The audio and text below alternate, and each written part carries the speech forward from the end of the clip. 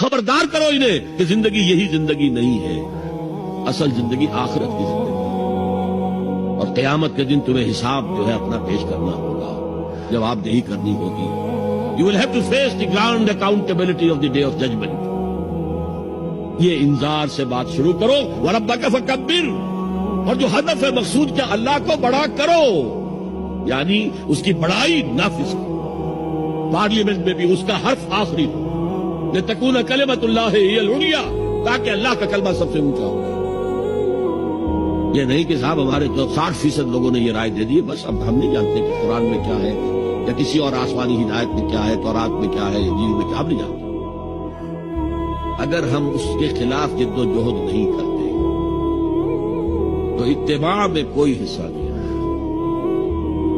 جو اطاعت تھوڑی بہت ہم کر رہے ہیں وہ بھی جزوی ہے، کلی نہیں ہے. اسی لیے دنیا کی رسوائی وہ تو ہمارے ماتھے پر لکھی ہو. ضربت علیہم الذلۃ والمسکنۃ وباؤوا بغضب من اللہ. آج ہمارا حال یہ ہے.